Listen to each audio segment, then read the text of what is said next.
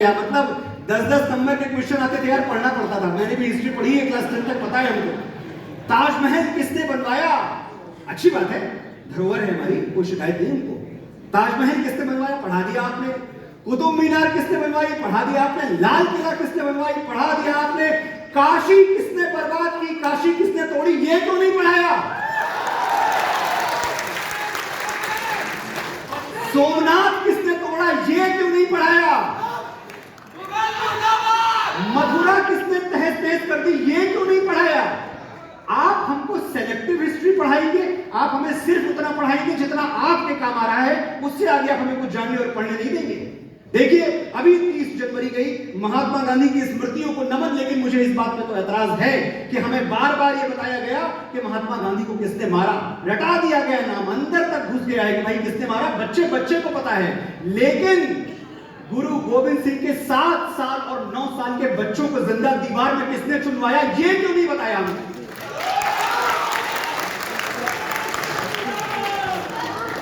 कश्मीरी पंडितों के हक के लिए आवाज उठाने वाले गुरु तेग बहादुर साहिब की गर्दन काट के अलग कर दी गई। किसने किया ये जघन्य अपराध, ये क्यों नहीं बताया हमें? हिस्ट्री आपने उतनी ही पढ़ाई जितने से आपका फायदा होता था, जितने से आपका भला होता था। लेकिन आज मैं यहां इसलिए आया हूं, मेरा जो रोल है, मेरी जो भूमिका है, वो बहुत सिंपल है, बड़ी साधारण है। मैं कोई टीचर नहीं हूं, मैं कोई एक से एक गुरुजन यहां बैठे होंगे। पहली बात तो मैं आपकी विद्वता को प्रणाम करूं, सिर्फ इसलिए कि मैं इस मंच से बोल रहा हूं और आप वहां बैठ के सुन रहे हैं। इससे यह सिद्ध नहीं होता कि मैं कोई आपसे ज्यादा जानता हूं। सिर्फ इससे एक बात सिद्ध होती है कि हाँ, आज मुझे आपने बोलने का मौका दिया है। बड़ी विनम्रता से आपकी श्रवण शक्ति को प्रणाम। और भैया एक बात जान लो, ये बनारस है, यहां अक्सर बोलने वाले से ज्यादा बुद्धिमान सुनने वाले होते हैं। तो मैं आपको आपकी हिस्ट्री, आपकी लेगेसी याद दिलाने आया हूं। इतनी सी भूमिका है मेरी, क्योंकि कुछ बुद्धिजीवी सदियों सदियों से, ये जो मैकाले की औलादे हैं वो तब भी थी और आज भी है, एक बात इन्होंने इतना दुष्प्रचार किया कि भारत ने विश्व को कुछ दिया ही नहीं। विश्व पटल पर भारत का योगदान कुछ नहीं है सिवाय एक शून्य के। सिर्फ 0 दिया है इंडिया ने। और मैं कहता हूं, जब 0 दिया मेरे भारत ने, दुनिया को तब गिनती है। अरे हम 0 ही ना देते तो तुम कहां से गिनती सीख लेते? जब 0 दिया मेरे भारत ने, दुनिया को तब गिनती आई। तारों की भाषा भारत ने पूरी दुनिया को सिखलाई। देखिए आप, 7,500 वर्ष पहले हमारे प्रभु मर्यादा पुरुषोत्तम भगवान श्री राम का जन्म हुआ है। किस ग्रह में हुआ, किस नक्षत्र में हुआ, उस वक्त कौन सा नक्षत्र आकाश के किस कोने पे चमक रहा था, उसकी दशा और दिशा क्या थी, महर्षि वाल्मीकि ने एक एक चीज फुल डिटेल के साथ, पूरे विवरण के साथ रामायण में लिख दी है। बताइए। और जब आप ये देखते हैं कि वो स्पेस सूट पहन के वो उछल रहे हैं, चांद पे मून वॉक कर रहे हैं नासा वाले, तो मेरे मन में तो आता है कि भैया एक बात बताओ, अगर तुमको डेसिमल न दिया होता, हमने दशमलव भी हमने दिया है, तो तुम कभी धरती से चांद की दूरी का अंदाजा नहीं लगा सकते थे, कैलकुलेट नहीं कर सकते थे, चांद पे जाना भूल जाओ। जब 0 दिया मेरे भारत ने, दुनिया को तब गिनती आई। तारों की भाषा भारत ने पूरी दुनिया को सिखलाई। देता न दशमलव भारत तो यूं चांद पे जाना मुश्किल था, धरती और चांद की दूरी का अंदाजा लगाना मुश्किल था। सभ्यता जहां पहले जन्मी है जहां पे कला, अपना भारत वो भारत है जिसके पीछे संसार चला।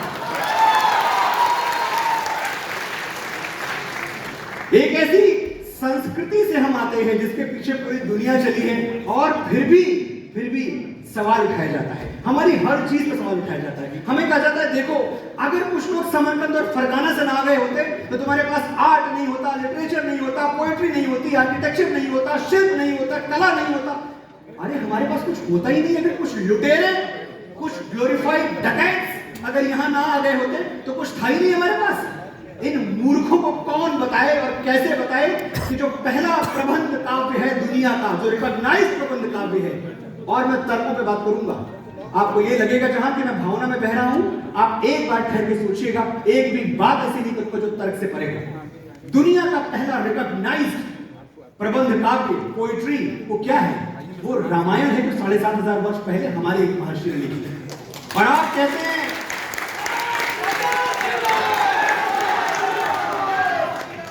हैं हमको शायरी और कविता नहीं आती। मेघदूत 2500 साल पहले मेघदूत लिख दिया बाबा कालिदास ने, और आप हमको शायरी देने आए थे, हमको पोइट्री देने आए थे। आपने जो दिया उसका सम्मान है, लेकिन आप हमें यह कतई ना बताएं कि आपके पहले हम पत्ते लपेट के नाच रहे थे। ये तो नहीं था। कहते हैं म्यूजिक था ही नहीं, संगीत तो आपके पास था ही नहीं। बताइए, नाद को ब्रह्म मानने वाली संस्कृति हम हैं। मैं काशी में बोल रहा हूं, आपको पता है मैं कितना बड़ा सच कह रहा हूं। सामवेद जो संगीत का पहला ऑर्गेनाइज्ड लिटरेचर है, 8000 साल पहले हमारे यहां रचा गया सामवेद। और एक बात और है, भैया किले और महल नहीं होते आपके पास। देखो हमने बनवा दिया लाल किला, वरना आपके पास क्या था? अरे मैं जानना चाहता हूं कि राजा भोज कहां रहते थे भाई, महाराजा विक्रमादित्य कहां रहते थे, चंद्रगुप्त मौर्य कहां रहते थे, ये जो चोल वंशी राजा हैं, अहोम राजा हैं, राष्ट्रकूट हैं, सातवाहन हैं, ये सब क्या सड़क किनारे चटाई बिछा के सोते थे? किले महल आपने देखिए, कॉलोनाइज किया गया, हमारे माइंड को गुलाम बनाया गया, और इस तरह गुलाम बनाया गया कि हमें बहुत वक्त लग गया ये जानने में कि क्या छल हुआ है हमारे साथ। लेकिन साथियों, ज्ञान के आगे गुलामी बहुत देर तक टिकती रही है, ये बात याद रखिएगा, क्योंकि मैं ज्ञान की नगरी में खड़ा होकर बोल रहा हूं। अगर आप ज्ञान का खुली बाहों से स्वागत करेंगे तो गुलामी की तमाम बेड़ियां, तमाम जंजीरें टूट जाएंगी। एक बात आप याद रखें कि आपका परिचय क्या है। और आज मैं काशी के इस मंच से खड़े होकर पूरी दुनिया को बताना चाहता हूं कि मैं कौन हूं और आप कौन हैं। देखो हमारी ओर, पहचानो हमें। हम वही हैं जो बाण फेंक के धरती से धारा निकाल दिया करते थे, एक उंगली पे गोवर्धन उठा लिया करते थे। हम ही थे वो दिलेर जो चक्रव्यूह में वापस लौटने की विद्या सीखे बगैर गए। ये दिलेरी, ये बहादुरी देखिए आप। एक बालक था, लड़का, एक युवा अभिमन्यु, जानता था कि चक्रव्यूह में प्रवेश तो कर जाऊंगा लेकिन निकल नहीं पाऊंगा, ये शुरू से पता था उसको। और एक बात आप और बताइए, अगर थोड़ा भी शक था, थोड़ी सी भी शंका थी कि शायद मैं बाहर निकल आऊं, तो वो शंका उस वक्त समाप्त हो गई थी जब अभिमन्यु ने